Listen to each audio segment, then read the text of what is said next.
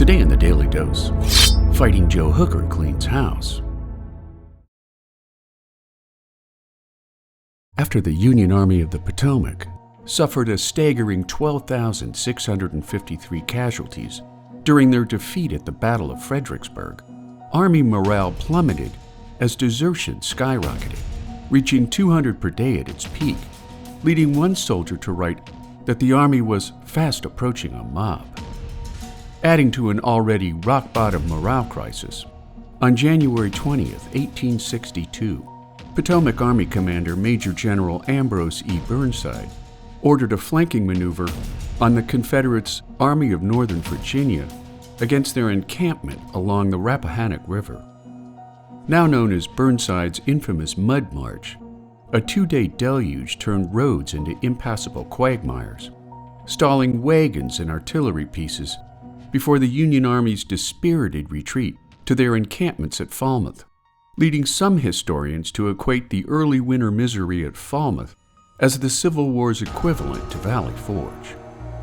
After Burnside was replaced by 48-year-old Major General Joseph Hooker, nicknamed Fighting Joe, conditions and morale in the camps soon underwent a staggering turnaround.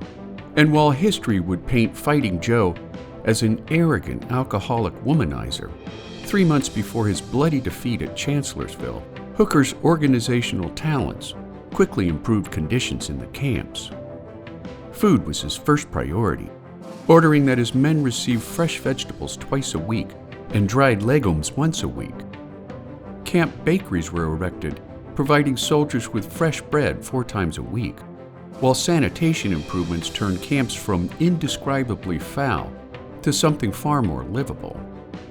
Hooker ordered his men to bury their garbage every day, dig drainage ditches around every cabin, and move latrines far from company streets.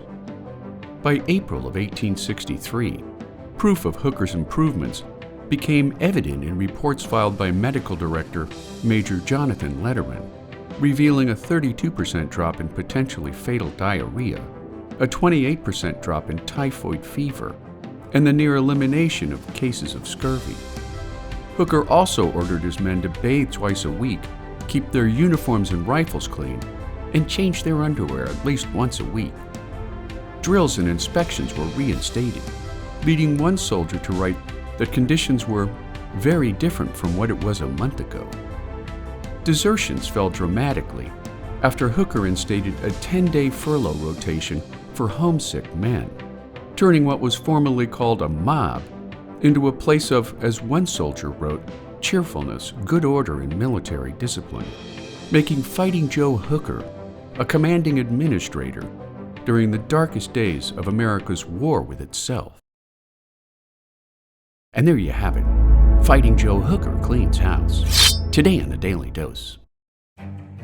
If you like learning something new every day, subscribe to the Daily Dose on YouTube or sign up for emails at dailydosenow.com.